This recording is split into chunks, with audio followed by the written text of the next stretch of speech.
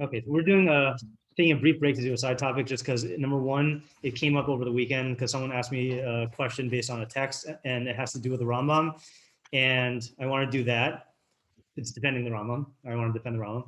Not that he needs my defense. But secondly, the answer to this will involve doing another important Rambam that actually has to do a lot with Torah Wal Peh and the writing down of Torah Wal Peh. So this might be something you've either seen or it will be of interest to you. And third thing is this actually came up. I was looking into a bunch of presidential stuff over Shabbos. And so there's a statement in a letter from Thomas Jefferson to John Adams about the morality of the Old Testament. And it actually is an example of what I think is the same mistake that the source we're going to read is making. Okay, so, and then we'll see where we end up after that. And ending it off, then I added one thing that's not in the packet. We're going to also take a look at something from Aaron Ben Rambam's book, Milchamos Hashem. This is the provocative title. I couldn't find one I didn't even know if it was, I assumed it was written in Arabic. I couldn't find even the Hebrew edition. So the English is all I have. And then there's also something from the Joshua Berman book that I had been talking about that relates to this as well. Okay, so first thing we're going to do is he quotes a halacha. So if you look at the left column, this is from the Rid or Rav Yeshaya de Trani. Apparently there are two Rav Yeshayas from Trani. There's the older and the younger. This is the later one. I don't know who it is. That's why it says at the top of the next page, Kuntras Harayos, Rav Yeshaya Acharon, also the later Rav Yeshaya Mitrani. I guess they call him in parentheses here the Riaz. I always thought he was the Rid, unless I'm mixing up the two of them. So he's going to quote a halacha, which I just want to read from the Rambam because there's a famous Raavad on it, and I'll read the Rambam and you tell me if you know what the Raavad is. It's like perhaps the most famous Raavad on the Rambam out of all of them. Okay, so this is the Rambam in Hilchos Tshuva Perek Gimel, and he's the beginning. This is the beginning of where he talks about the people who don't have a chelek in Olam Haba. So he starts quoting here, second to the last paragraph on the first page. Rabbeinu, so he says, Rabbeinu Moshe Katav the Perek Gimel Hilchos Tshuva. So I'm going to read from the Al Torah or the Al Torah version. Chamisha Hein Hamnikrayim Minim. So there are 5 who are called heretics, and the Rambam classifies different types of heretics. So this is min as opposed to apikoros or kofer b'Torah.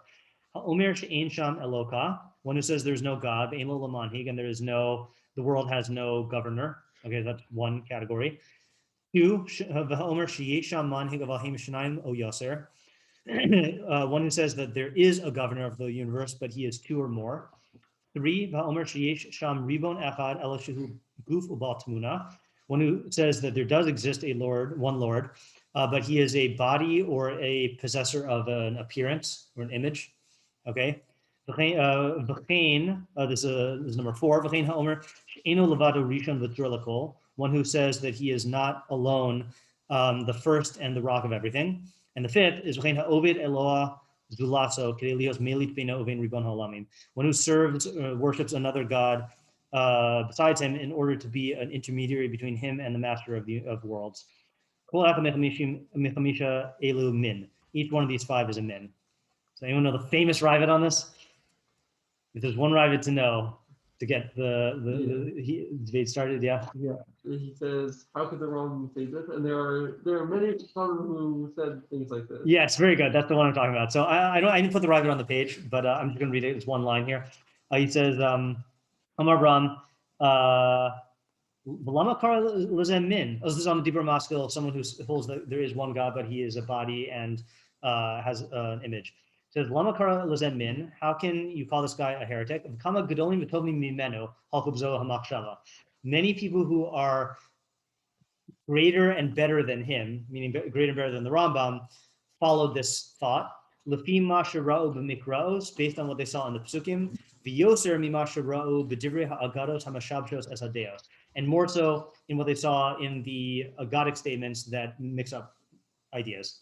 Okay, so just to be clear here, Raavad is not holding that God is physical.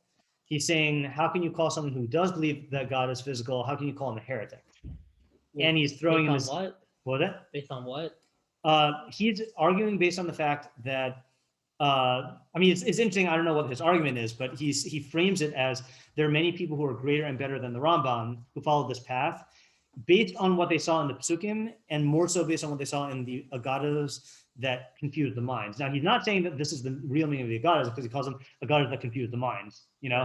And if you look at the, well, we'll see a footnote where it quotes some of these agadas. Yeah, so he doesn't really spell out his argument. I don't think the greater and better than the Rambam is the argument, you know? Right. Yeah. Yeah. It's not a great argument. I mean, it sounds like if you had to guess what his argument is just from what the Raavad said, like, what does it sound like he's saying? The sense like what he's saying is that this is a valid position. Right. Yeah. Right. But it also sounds like he is somehow justifying it from the fact that you could arrive at this, or that this is reinforced by the psukim and by the gadas, you know, somehow that, because if that didn't matter, Yeah, then he wouldn't say it. Yeah. Okay. Yeah, it does sound to me like he's saying this is a valid position. Yeah, definitely. Okay, so let us read what Yeshaya Acharon says. So he says, first thing is, "Udevarav hein chutz l'mishitas haTalmud." No, don't turn the page yet. His words are outside of the shita of the Talmud. Okay, now this is the reason why the person who brought it to my attention is he wanted to say that that the Rid is arguing that there are Chazal who held this view. Okay, which might be, I don't know who the Raavad was talking about when he said people who are greater than the Rambam, but it's certainly reasonable that if the Raavad thought the same thing, that if the Raavad thought the same thing, then certainly the Chazal and the Talmud are greater and better than the Rambam, you know, at least a good assumption. Look at, This is the Rid? this is the Rid, yeah, look at footnote 12, so he gives examples. Nira de Kavanat Rabbeinu, Lahad Amrin Brachot Vav Amad Aleph. That it seems like what the Rid was referring to is in what's in Brachos Vav Amud Aleph. Amar Rav Avin bar Rav Ada, Amar Rav Yitzchak Minayin Shakadosh Baruch Hu Meniach Tefillin. From where do you know that God put on tefillin? Shnamar, as it says, Nishba Hashem biyamino uvizroa uzo. Hashem swore by his right hand and his arm that is strong, the arm of his strength. Okay, biyamino zo Torah. Oh, see, that's not even a real arm. His right hand is Torah. Shnamar miyamino eish das lamo uvizroa uzo elu tefillin. Shnemar Hashem od le'amo yitem b'chulei. Yeah. V'chein amrina under Rosh Hashanah Yud Zayin Amud Beis, another well-known one. Shnis atif HaKadosh Baruch Hu k'shliach tzibor sheyor livnei teva. God wrapped himself, presumably with a talis like a shliach tzibor, and went in front of the Aron. V'hera l'Moshe Seder Tefillah, and he showed Moshe the Seder Tefillah, and then this footnote person says Hare Ki'uro Kavod Yitbarach Betmuna. So they're describing God with an image. So it sounds like the Rid is saying that, I mean, he's not the one who quotes these Chazal, but the Rid is saying that the Rambam's words are different than the Shita of the Talmud. So it sounds like he is saying that someone in the Talmud holds that God is physical or has an appearance. No, I wouldn't just say someone. It sounds like he's saying that the Rambam Of the Talmud, yeah. Yeah, the Rambam is disagreeing with it. Right. The only reason I'm not saying that is because of what he's going to say next. Okay. So he says, "V'amnam, however, Ichein hadas machras, the mind, compels you to say, V'chein shutam shel mikras, and similarly the surface meaning of the psukim, shekadosh baruch hu eino guf ubal tmuna, that God is not a body and doesn't have an image. Kmo shenamar, it says in Yeshayahu, el mitzvah damyun kel umad dmus ta'archu lo." I think that's Yeshayahu. Yeah. Of course, he's going to quote him. His name is Yeshaya. No. He says, "To whom can you compare God, and what likeness can you compare to him?" It means that God has no likeness and no comparison. And all of the images that the Nevi'im saw, that was only by the way of Nevuah, meaning prophetic visions. As it says, V'yad HaNevi'im Adama, or Adame. As it says, through the hand of the Nevi'im I will liken. Shakadosh Baruch Hu hayamare lo dimayon nichbad. God showed them a wondrous image. So that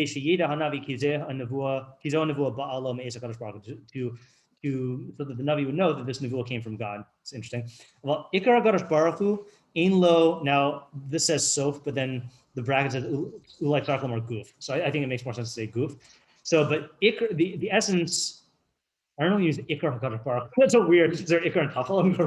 But unless he means how Ikar is that God has no goof.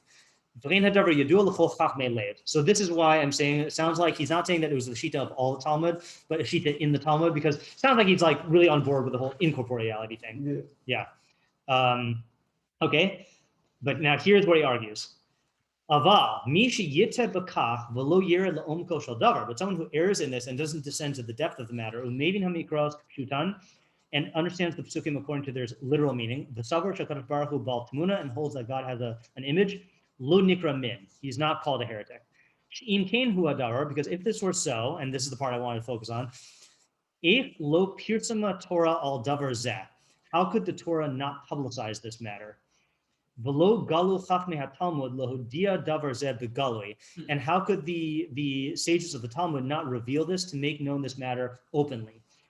Ulahaz here, nashim ba'amei haaretz al kaf, and to warn women and ignoramuses about this, shelo yehu minim v'yovdu olaman, so that they would not become heretics and lose their world. Halo kama isurim kalim kagon isurim muktzah v'kiyotzebo chibru chachamim kama halachos.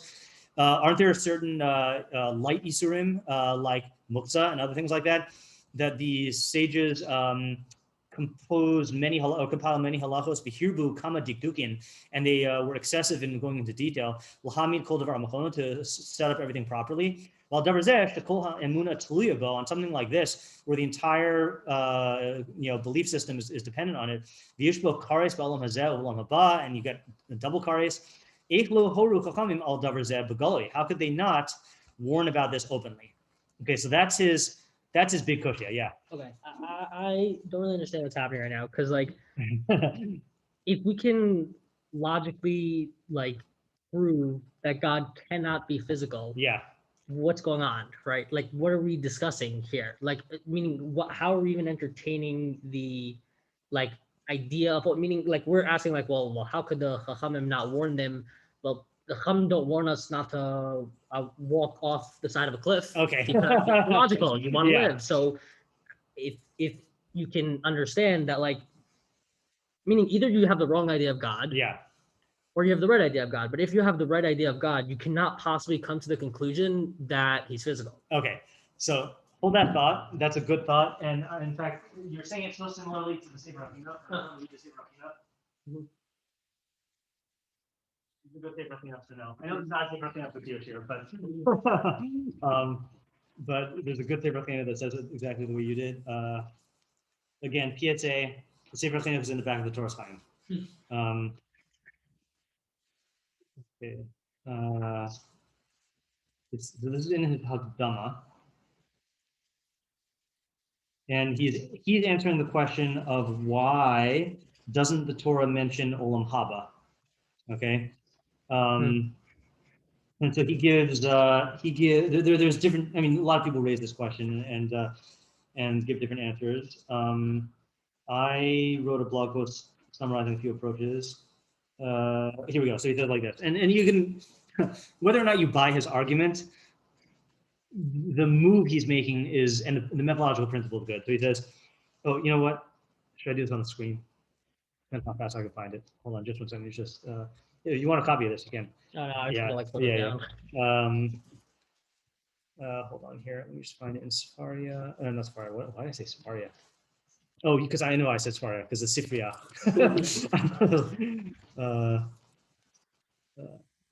Sifra Mitzvos.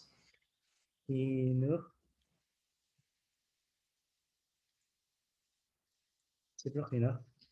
Hakdama. Share screen. And the words that we're looking for here are V'im Yishal Od. Oh, there's a couple V'im Yishal Odes. Forgot about that. There's like 5. So this is the last one. Okay. If anyone wants to look on here, then they can. V'im Yishal Od Achar She'amarta. So it's at the bottom right. There's a paragraph break on yours, not on mine though. So if you're going to ask furthermore and say that the main world is the world of souls, that's Olam Haba, the Sof Sachar HaMitzvot Bo, and the ultimate reward for mitzvahs is in it, Lama lo yazkirena b'Torah. Why doesn't it mention olam haba in the Torah? V'yomer ba'asos mitzvos anchilchem ha'olam haba. Why doesn't it mention in the Torah and say that when I'm not in there, Zev? I know. Yeah, okay. Yeah, that's fine. Yeah. And why doesn't it say that when you do these mitzvahs, I will give you olam haba?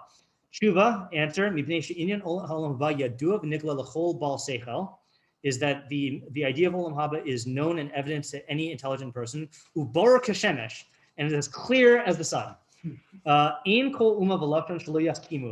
There is no nation or culture that would not agree. I don't think that's a very good proof. That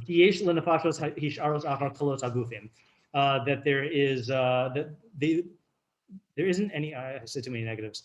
There's no culture that would deny. Yeah, let's just say it that way. That the souls have existence after their bodies perish. The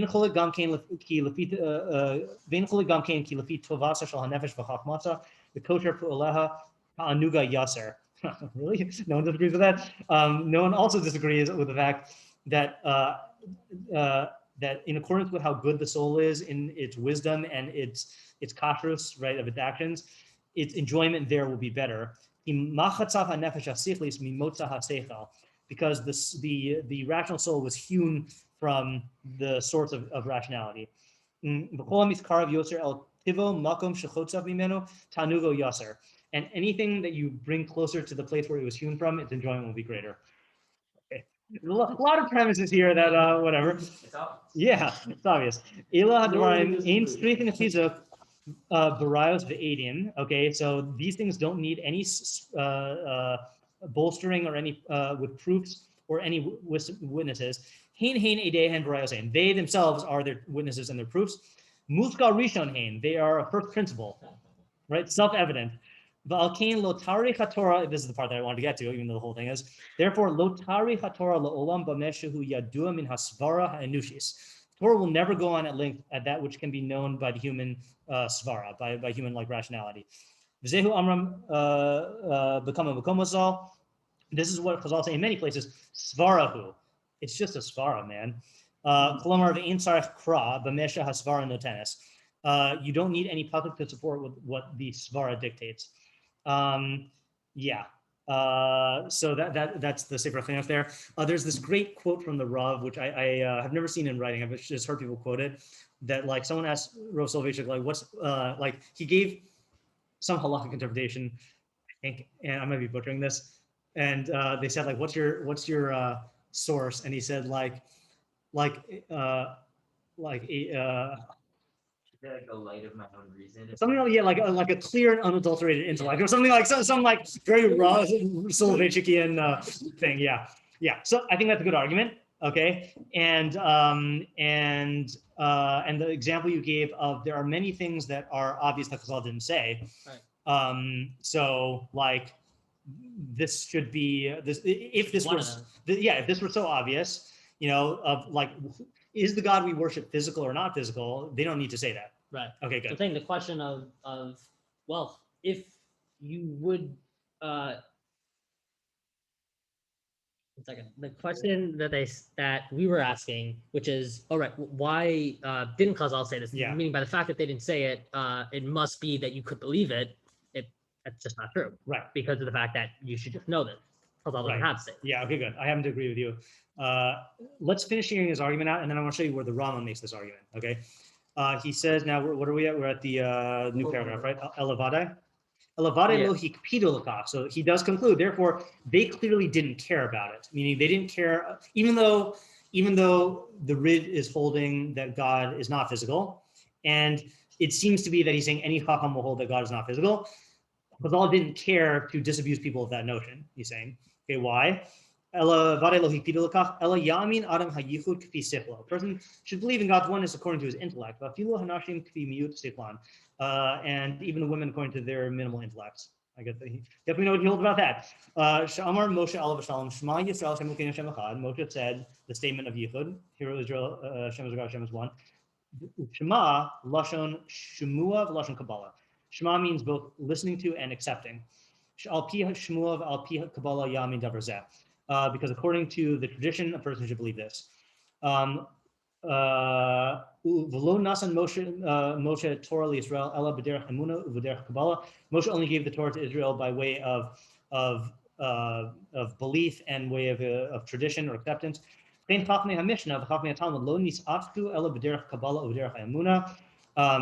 you're wondering why he's going in this direction, I'll say why in a second. And the Chachamei Talmud only involved themselves by way of Kabbalah and Emunah. Lo horu lidrosh v'lachkor al inyan ha'elokus.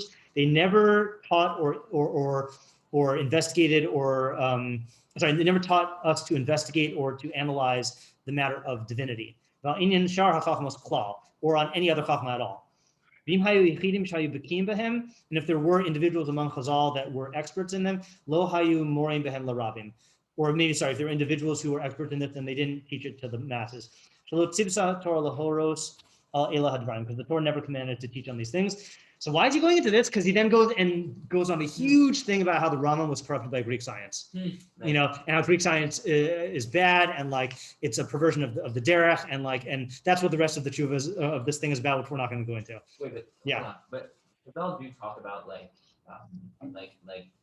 medical things. Yeah, that's a good question. I wonder what he would say about that. They do talk about astronomy. Right. Well, so the astronomy thing, you can say astronomy. You can say that they needed that for halakhic things, and you can even say that they went into medical stuff because that is necessary to, of shmiras haguf and shmiras nefesh or whatever, But he's saying that philosophy, no. So what's my Merkava and what's Bereshis? I don't know what his shita is on Maamin and Maamin Bereshis. Okay. It could presumably it's something radically different than what the Rambam holds. Right. I can say of course they talk about these things. That's what. Right. That's where Yeah. Yeah. Good question. I don't know enough about the Rit to answer that. Yeah. Also, just I'm pretty much just repeating what I asked before, just on these words. Yeah. Which is really troubling me. Yeah. But all these things that we're bringing down, he's saying how Moshe says Shema Yisrael, Hashem Elokeinu, Hashem Echad, and so you have to accept that. But if you're thinking about that in the context of God being physical, then you're thinking about it the wrong way. God is not one of physicality. Right. It's a different oneness. So right. You got it wrong. So and then it's to hear it and to accept it, you're accepting the wrong thing. So what's going on here? It just seems like you got the wrong idea, and he's saying this is okay that you have the wrong idea. I mean, as long as you understand that there is an idea, it's okay that you have it totally wrong. Yeah, it is interesting. I guess you're kind of raising the question, where would he draw the line? Because he's saying that for the individual to understand it as there is just one God, and but in their mind, then he's this ethereal physical being. He's saying that that's okay. But let's say you went with that Christian interpretation of the Shema that the Rambam talks about in the Mamar Tzlias Meitzim, that Shema Yisrael, Hashem Elokeinu, Hashem Echad. So you see that there are three gods, right. and the three are one. Yeah. Would he say that it's okay for someone to believe that? It kind of seems like that. I don't know. Right. I mean, and because similarly, if you ask someone who actually believed that was what the Torah was saying, they would say God is one, but he's also three. So yeah, it's a good question how far you would take this. Yeah. Because who does draw the line, and I don't know if this is his own shita. I don't think this is his own shita, but the Sefer HaIkarim says that the main thing is that in terms of dictating whether you're a min, is if you accept the Torah min hashamayim and you think that this is what the Torah is teaching, then you're still then you're not a heretic, because he's saying that let's say that person who reads the Shema wrong and gets this idea. So he really doesn't intrinsically hold that God is more than one. He really just holds whatever the Torah is teaching me, that's what I accept. And if you showed him that this is not what the Torah said, he would shift his loyalties. That's or you shift his beliefs. That at least is a criterion. Now, I'm not saying he believes this, but it's a good question if that's what he would hold, Yeah. Yeah. So there is this notion that people have, definitely not what the Rambam holds, that in order to be a heretic, you have to knowingly reject a Torah doctrine, and so but I don't see that evidence that that's what he's saying here, but that would be a way out. Right. So the essence of his argument, though, seems to be that rests on two pillars. One is that Chazal didn't talk about it or encourage the philosophical study of these Ikarim. Sorry, I said it in the wrong order. First argument is Chazal didn't talk about God incorporeality. And if this is so serious, then, and if they talk about even light Yisurim, and certainly like Yisurei Kares, they should have talked about this. And the second argument is the one he throws in at the end, which again is the rest of this whole commentary, which we're not going into, is Chazal were against the philosophical study of these principles. And it was only given to Moshe by derech Kabbalah and Emunah, and that's how they taught it. And it seems like that's kind of the basis for him saying that people should just rely on whatever the Torah is teaching it. You know, yeah. Okay. Yeah, So, because I guess you could get a way worse wrong idea if you're trying to just like come up with things on your own versus like meaning you could get a wrong idea from the Torah, but like better get a wrong idea from the Torah and then like be open to like switching it if someone explains to you the Torah better than just come up with something crazy and be like, well, this sounds cool. Exactly, because at the end of the day, then this person's still within the realm of Torah in their mind, and like you keep them within that. Okay, Does he still hold that it's better to have like the true idea of God? Like, is that like at all an important thing? It's a good question. It's a good question. Yeah. You would think so, because he does talk so much about the true idea of God and Chachmei Lev and stuff before. But I actually don't know. I'm really not. I'm not sure. I don't know. I mean, I don't know. That last statement about Lo Nasan Moshe Torah Yisrael Ela B'derech Emunah U'B'derech Kabbalah. Like, is that the ideal? Yeah, it's a good question. Because like you have a thing, for example, like the like this is not exactly the machlokas. We know about the machlokas about between the Kuzari and the Ibn Ezra about why the Torah said, why the source of Dibros say Anochi Hashem Elokecha Asher Hotzicha Me'eretz Mitzrayim, as opposed to I am Lord your God who created the universe. You know about this? I don't. Is it because like you're not supposed to relate to God through aspirations? I don't think either of them go that far, but so Ibn Ezra says that really relating to God through Maaseh Bereshis is the highest level. But since the Torah was given to everyone, then God framed himself in terms of something that all of the people he was talking to could relate to, and all future generations can relate to in terms of connecting back to the Yetzias Mitzrayim. Kuzari, I believe, held that it's true that you could arrive at knowledge of God through nature, and he talks about that in the Kuzari, but he really holds that the encounter with God in terms of like as a force in history and God like interacting with us is the higher level of relating to God. So like the scientist who's going like studying God through his work is in a way more distant from God than the Jews themselves who were taken out of Mitzrayim and had like this direct encounter with God, so to speak, you know? So I could see an argument being made in that way somehow, like for example, I'm not saying that the Rid holds this, but I can see people saying the Iker is that you are osik in the halachos, because the halachos is the Raton Hashem. And the more you're involved in the halachos, the closer you get to God.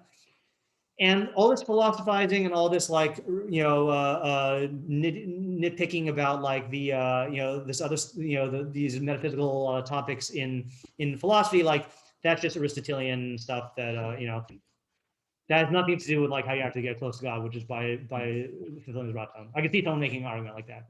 Yeah. Even though it might be true. Yeah, even though the stuff is true, right? Yeah, yeah.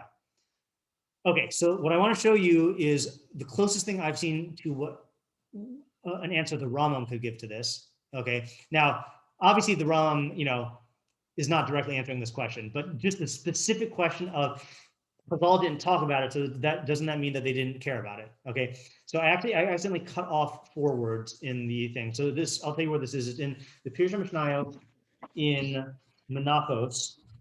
Which I just said on the wrong page.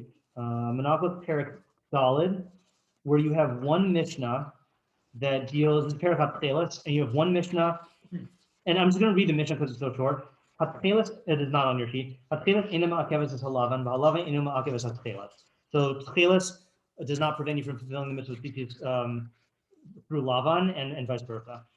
Meaning they're not mocking each other. Tefillah shel yad inam akevet shel rosh. The shel rosh inam akevet shel yad. Same thing with if you put an arm tefillin, you can still be yote that even though you don't have head tefillin and vice versa. Hasolas hashemen inan ma'akvin es hayayin v'lo hayayin ma'akvan. So that's in Menachos, I guess. I assume that flour and oil are not ma'akev the wine, and the wine is not ma'akev them. Hamatana shel mizbeach hachiton inam ma'akvot zo es zo. And the gifts of the outer altar are not ma'akev each other, and that's it. Okay. So the Rambam explains the terms in the Mishnah, and then he says, here's the 4 words you're missing. Aval dine hatzitzis tefillin, but the law of tzitzis and tefillin, and then now it picks up where you have. Oh, sorry. Wait, I thought Oh, sorry. Hold on a second. they said we weren't. No, I just cut off the first 4 words. Oh. But it should say Bahamazuzos. You see there? Sorry, maybe I added an extra page of the RID. Yeah, that one. Bahamazuzos? Yeah. Yeah. Bahamazuzos, so the laws of tzitzis and tefillin and mezuzos, you realize that? Nope. Third page. Yeah, do that. We're, Right the column. Yeah, the column on the right. Oh, the wrong Yeah. note. Yeah, sorry, in the wrong. The Seder Asiyasan and the way to make them, the way to make tzitzis, tefillin, and mezuzos, about brachos are uyos lahen, and the brachos that are properly said on them, v'chol hadinim hashayachim l'kach, and all the laws that are relevant to this, v'she'elot shenit oru behen, and the questions that are raised about them, in mimataras chiburino l'daber b'kaf. It's not within the goal of our compendium, meaning the Perush HaMishnayos, to speak about them. L'fisha anachnu mefarshim, because we are commentators. Meaning, there's not Rambam Mishnah Torah mode. This is Rambam in Perush HaMishnayos mode. V'hari HaMishnah lo kav'a lemitzos elu dvarim yuchadim hakolim as kol mishpatim kadesh nefarsham. And the Mishnah did not establish for these mitzvos of tzitzis, tefillin, and mezuzah specific matters that encompass all of their laws, such that we should explain them. Okay. Now, so you got that so far? Okay. Now here's the key point. The Tam Hadavar. The reason for this, meaning why didn't the Mishnah have Mishnayos or Masechtos on mezuzos and tefillin and tzitzis? Hatam Hadavar Ladati. The reason for the matter, according to my opinion, Pirsuman Bisman Chibur HaMishnah, is how widely known they were at the time that the Mishnah was compiled. B'fehim hayu devarim mifursamim regilim. They were well known and familiar things. Etel hahamonim v'hayachidim. Etel hahamonim to the masses. V'hayachidim lo nelam inyanam me'af echad. And the yachidim, meaning the scholars, nothing was hidden from them, meaning they knew it all. So the masses were familiar with it in a working sense, and the Yachidim, like the Talmid Chachamim, knew everything about them. Ulfika, therefore, lo haya makom ladato ladaber behem. Therefore, there's no place in his mind, meaning I guess Yehuda Hanasi's mind, to speak about them. Kishem shelo kava seder hatfila, just like they didn't establish the seder hatfila, klomar nusacha, meaning its text. This, right, because remember the Mishnah was written around 200-ish, or compiled, and the Seder HaTfilos was not written down until the 9th century, so 700 years later. Okay, because he's saying it was so well known. The Seder Mino Shliach Tzibor, and the order of appointing a Shliach Tzibor, Machmas Pir Sumat Hodavar, because of how well known the thing was. Pishalo Chiber Sidur Elach Chiber Sefer Dinim. He didn't compile a Siddur, rather a book of laws. Yeah. So he's saying interesting things. What's the universal principle here? Is that things that were well known, especially to the masses, were not written down because there's no need to write them down. Okay? So I don't think it's that much of a stretch to say that if the idea of God not being physical and not having an image was well known, then they're not going to write that down in the Talmud. Right. You know? Yeah. Like this is true about halachos, and especially given the, I mean, I assume that his premise here is that they only wrote down what was necessary. I mean, it's reflected here, but like that's just the writing of Torah in general. And he's giving all these examples, and he's saying a klal here, like if it was well known and familiar, then they didn't write it down. And here you have now again, you can choose who to believe. Okay, Nassim Slifkin in his article. Was Rashi a corporealist, where he tries to make the argument that there were lots of Chachamim at the time of the Rambam-ish era. There were a lot of Chachamim in France who believed that God had a body. So you could believe Rav Nathan Slifkin in that article. That's called Was Rashi a Corporealist? Or you can believe Rabbi Zucker in his counter article, No, Rashi was not a corporealist, where he argues that we only have evidence of like a handful of them, and Rabbi Slifkin makes too big of an argument. Okay, but what I wanted to read is just a small quote from Avram ben Rambam, which again, I don't know how much Avram ben Rambam, there were no surveys back then. There were no Pew studies, but here's what he says when he's talking about this issue. Yeah, so he goes through and says, he talked about how God is not comparable to anything and is not physical, and his holiness is not like the angels, and he doesn't change, and he's not corporeal, nor does he have a likeness, nor does he occupy a place, nor does he have a throne to sit on. There's nothing that contains him. All the scriptural verses that mention sitting or likeness or place have a hidden meaning, but the Torah speaks in the language of human beings. Their proper interpretation is the interpretation of discerning scholars, not like the portrayal of those whose mind walks in darkness and whose understanding is quite limited. Okay, then he goes on, says that there's no likeness, more and more. Okay, fine. Okay, fine. Then he says like this. No Israelite who lives from the easternmost corner to the westernmost corner of the land of the Ishmaelites, that's the Arab lands, is in doubt about this matter. So he said all of them hold by God's oneness and incorporeality and such. Wait, that doesn't include practice. Right? No, it doesn't. Yeah. Even the Ishmaelites accepted this faith from the Israelites and built the fundamental principles of their religion on it, which is true. I mean, they are more machmir on Yichud Hashem than we have been in certain times. They repented from the folly and stupidity of their ancestors who worshipped idols and erred in the unity of his name and his greatness, as is written, nations shall come unto thee from the ends of the earth and shall say, surely our fathers have inherited lies, vanity, and things wherein there is no profit. Okay, fine. The same was said to one of the prophets from the rising of the sun into its going down. My name is great among the nations. Since their service is to truly believe in the unity of his name, as it is written, and in quote, and in every place incense is burned and sacrifices are offered unto my name and a pure offering. Okay. He who disagrees and says that the Creator, may he be exalted and extolled, has likeness or bodily form or is bounded in space, denies the truth about his Creator by attributing form to him. Therefore, he is a heretic and has no portion in the world to come. So Avram ben Rambam is writing at a time where he's saying, at least in the Arab lands, all the Jews are still holding in this, in the idea of God's oneness.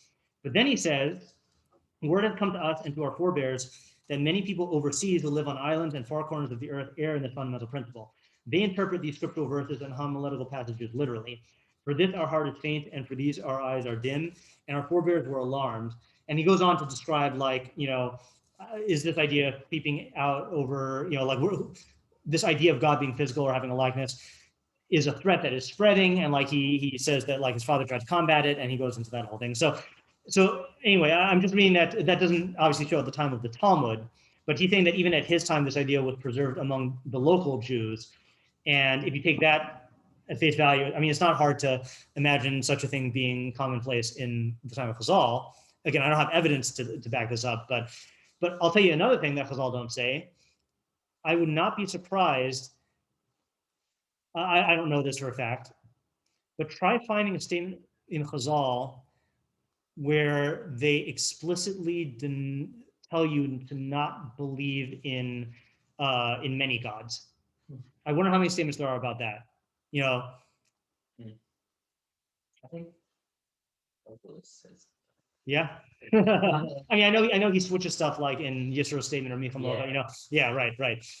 But in other words, there could be, was it? I said Tavas Abu. Yeah. There are, like, in other words, you could find many fundamental beliefs that Chazal did not need to talk about because they were so widely accepted, and the fact that they don't say it. And again, the Torah itself, like the Torah itself doesn't mention Olam Haba for whatever reasons you want to say, that doesn't mean that Olam Haba doesn't exist and that it's not important, Torah only says one pasuk about Shema Yisrael. Does that mean that it's like not an important thing? Like it's the methodological, underpinnings of the Rid's proof, I don't understand. Like that if Chazal didn't warn about it, then it must not have been important, Now, what I want to show you as a manifestation of the same mistake is this letter I found from Thomas Jefferson to John Adams. Okay, not directly related, but it's a good example of the same mistake. So look on the next page. So this is written from his estate. So dear sir, adorable, you call him sir. Since mine of August 22nd, I've received your favors of August 16th, September 2nd, 14th, and 15th, and Mrs. Adams's of September 20th. I now send you, according to your request, a copy of the syllabus. I have no idea what they're talking about here. To fill up the skeleton with arteries, with veins, with nerves, muscles, and flesh is really beyond my time and information. Whoever could undertake it would find great aid in Enfield's judicious abridgment of Brucker's History of Philosophy, in which he has reduced 5 or 6 quarto volumes, 1,000 pages each of Latin closely printed to 2 moderate 8 volumes of English open type. Okay, the only reason I read that is so you hear the names Enfield and Brucker. Okay, so here's what it says now. Compare the morals of the Old with those of the New Testament, which I guess is what they were talking about, is how would you compare the morals of the Old Testament to the New Testament, would require an attentive study of the former, a search through all its books for its precepts and through all its history for its practices, and the principles they proved.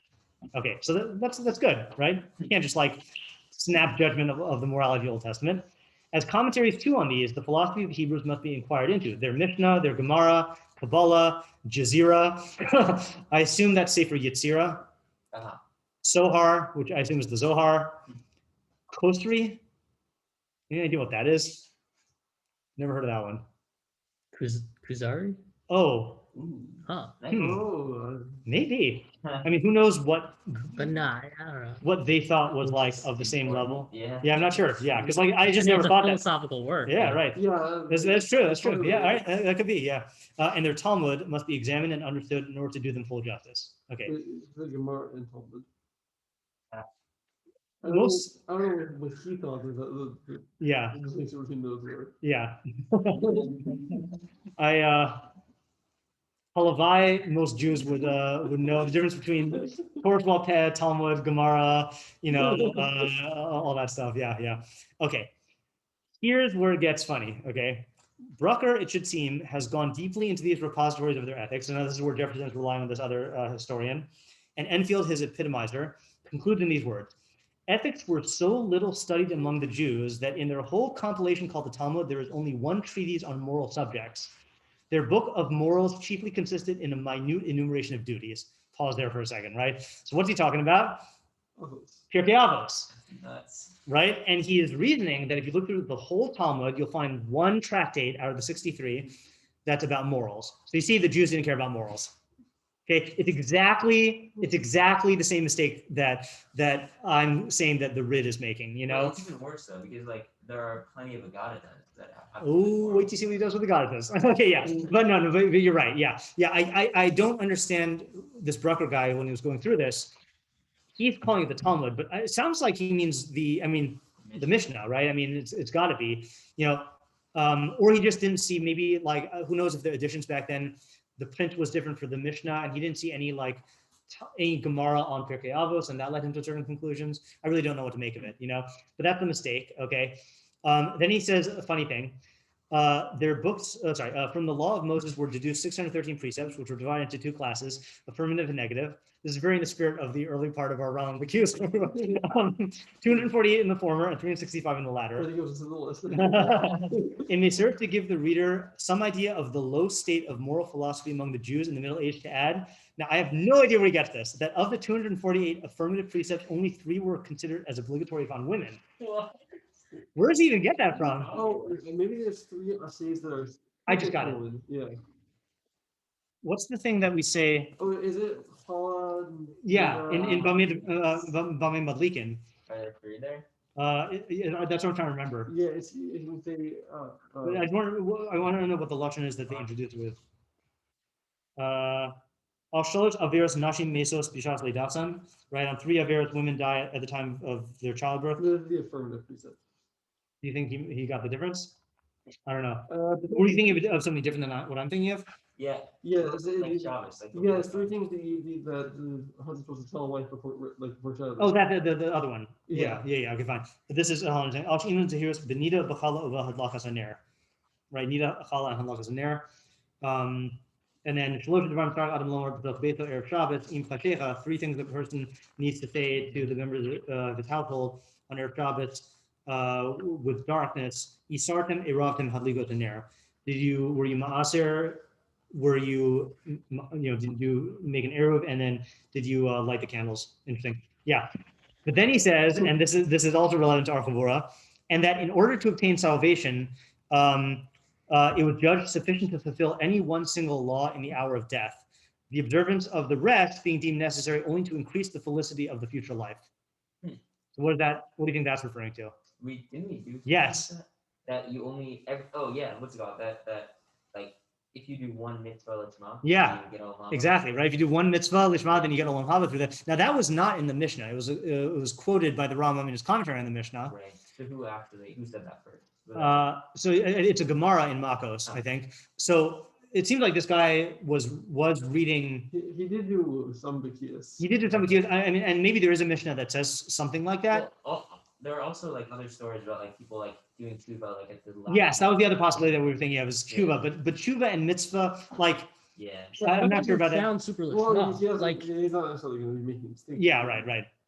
And then this last statement is really sad that he concludes this: what a wretched depravity of sentiment and manners must have prevailed before such corrupt maxims could have obtained credit. It is impossible to collect from these writings a consistent series of moral doctrine. Yeah. So the lesson we learn from here, again, this is like a lesson in approaching knowledge in general. See, this guy thought he was doing his research, right? But unless you're familiar with the genre, then you don't know that you're drawing the right conclusions. So he made two genre-based mistakes. One was assuming that you can judge the importance of something by how much it's written about. And the second is not knowing how to learn a Agartha or like any of this other stuff, which is more forgivable, but like, and it's funny because like that warning in the beginning that Jefferson said is good methodology, is that you have to, to compare the morals of the Old with those of the New Testament will require an attentive study of the former, a search through all its books for its precepts, and through all its history for its practices and the principles they prove, and then the commentaries, and then he just relied on someone who he thought did that, and he didn't really do a good job. Yeah. Cool. And he says beginnings of the principles of faith. Oh, so that's not Jefferson. Oh. Okay, so this is something I included in case we had time, and I think we have 10 minutes left, so let's just do this for today, and we'll go back to what we did next time. This is an excerpt from Berman's book, from Rabbi Joshua Berman's book, which I think is relevant to this also. So this is in the second half of the book, which is from the Mishnah to the Rambam of 13 Principles of Faith. So heading is the beginning of principles of faith in the rabbinic tradition, Rabbi Sadigon. The first rabbinic figure to lay down a list of Judaism's fundamental beliefs was Rabbi Sadigon, who lived some 2 centuries prior to the Rambam. His list is not widely known, let alone studied. Now, did any of you, before you read this, know that Sadigon had a list of Ikarim? Because no. I didn't, and like I've like in Rafezak Shir, Sefer Ikarim, and like I've tried to read about Ikarim, never knew that Sadigon had a list. Okay, then he goes on. It appears in a work he composed on the Song of David in his commentary on verses 2 and 3 of that chapter.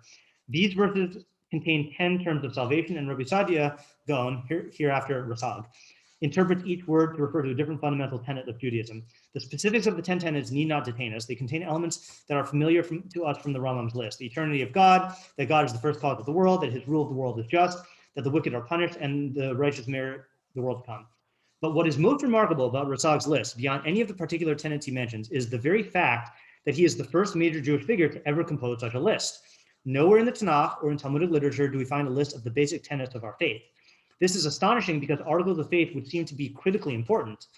What's that sounding like? And it is even more astonishing given the minute detail with which so many other aspects of the Masorah are presented. Think of the list of kosher animals in Leviticus 11, or the 39 Avot Malacha listed in Mishnah Shabbat. How could it be that something as central as fundamental beliefs had never been produced? Okay, so then he says like this. This is, again, another example. Those of you who listen to my archaeology and historicity thing, I talked, the last point I made was about anachronistic fallacies of projecting ways of thinking back into the past, which I got from Rabbi Dr. Berman, so this is what he says, similar thing. Framing the question in this way suggests that there is something deficient about biblical and Talmudic thought for which we need to account, but this is hardly the case when we examine the issue in a wider perspective. Consider this. All of the cultures of the ancient Near East, from Egypt to Mesopotamia, were deeply religious ones, and people there no doubt believed many things about many gods. Archaeologists have unearthed religious texts of various sorts left by these cultures, omen texts, prayers, formulae for temple rituals, epics about the gods, and more. But none of these cultures ever produced a list of basic religious beliefs. In fact, so you think it's not just Judaism, none of them did. In fact, and this is truly revealing, none of these cultures even had a word for belief. Coming back to our own sources, we see the same thing. It is not merely the fact, astonishing in itself, that neither the Tanakh nor Chazal ever produce a list of basic beliefs. Neither in biblical nor in Talmudic Hebrew do we even find a word that parallels our modern word belief as a noun, as in one of the Torah's basic beliefs is ... The nouns employed to convey this idea, emunot, deot, yesodot, and ikarim, are all post-Talmudic. If ancient religious cultures, whether sacred or pagan, indeed contain what we would call beliefs, why did they produce no word for this seemingly critical concept? Why did they not compose concise lists enumerating these beliefs? Why was Rasag the first rabbinic figure to posit such lists? Okay, now he gives a muscle, and that's kind of what I want to end on here. To understand why ancient cultures never formulated lists of beliefs, let us consider by way of analogy something closer to home, marriage. Imagine that you are tasked with coming up with a list of the 10 most important ingredients for a healthy marriage. If you are married, you certainly know that there are many lessons one must learn in order to achieve and sustain a happy marriage. In the course of your married life, you probably give thought to these on a regular basis. Yet even if you have been happily married for decades, you would have difficulty penning such a list, and you certainly have not been rehearsing a little digest of such principles during all your years of marriage, right? Ani Maamin ben Mushlema, that every good marriage requires communication. Such marriage is indeed predicated on many noble ideas and attitudes, but these go unexpressed in systematic prose formulation. For husband and wife, the ideals of love, loyalty, sharing, compromise, partnership, empathy, sacrifice, and more are communicated, nurtured, and clarified not through abstract and concise articulation, but through lived experience in complex and changing ways. Without even thinking which ideal is more important or how to define any of them precisely, a couple learns intuitively what is required of them and to do what they aspire. An example, every couple knows the importance of communication, but it is useless to state communication is very important for a good marriage, unless a much larger context is included. After all, if I'm feeling something strongly, does that mean I should immediately share that with my spouse? Should I tell her everything I'm feeling? Suddenly, a host of other considerations and ideals colors and shapes exactly what it means to engage in constructive communication. Communication between partners is not a value that stands in isolation. It is best understood and learned in the complex web of a lived relationship. It is the same with religious ideals and precepts. The Tanakh and Talmud expect that Judaism's core ideals will best be communicated, nurtured, and clarified through a life lived fully within the context of committed community. Our sources do indeed communicate ideas in writing, but always with only partial expression, framed and developed for the needs of the given situation. And what was true for the Jews in the biblical and Talmudic period was true for the inhabitants of the ancient Near East generally. Their thought systems were also part of the warp and woof of daily experience. Their thought systems also were part, lived and modeled by family members, neighbors, and fellow tribesmen and countrymen. So then he goes and raises the question of, well, why did Saidigon and the Rambam and others formulate Ikarim? And a lot of people have made, not enough people have made this observation about how the Rambam was really the first one to systematically formulate Ikarim as Ikarim. And people draw different conclusions from it. Berman's conclusion, from what I see so far, I haven't finished the book yet, is as he's saying here, that core beliefs and ideas always existed, but were not conceived of as such because no one conceived them as such.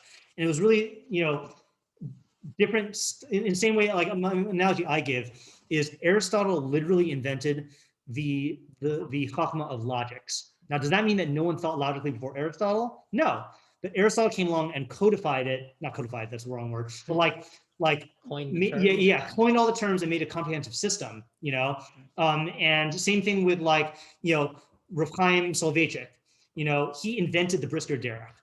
Now, does that mean that no one thought conceptually before him? No, he invented a new language and expressed it in those terms.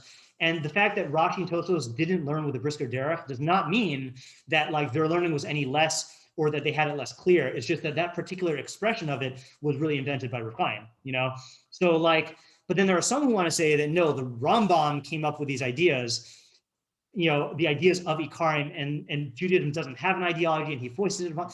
People make different conclusions from these things, So I just, that's a whole separate topic, but I just want to draw attention also to this anachronistic fallacy of taking the standards that you value for how to write about something or how to think about something, and then projecting them backwards and having questions or problems based on what was done earlier. But really, that's not a fair demand, So yeah, I included a little bit more, just in case we needed more, but I think that's good for now. Yeah. Okay, so that was our exploration. I hope that was interesting and valuable. And Yeah. okay, good. And the plan will be like this. Here's the plan for the next 2 weeks. Tomorrow, I would like to finish Perek Vav, and then we have Wednesday, Thursday, Monday, Tuesday, Wednesday, 5 days to do Hilchos Megillah, V'Chanukah, the first two prakim, which is about Megillah and Purim stuff. Cool. Okay, and then Thursday, obviously, we don't have, or not obviously, but we're not gonna have share because it's Erev, and it's also Erev or it's a Tais Esther Erev Purim, so yeah. Cool. And Friday, well, we don't have on Friday anyway. Right. Okay. Yeah.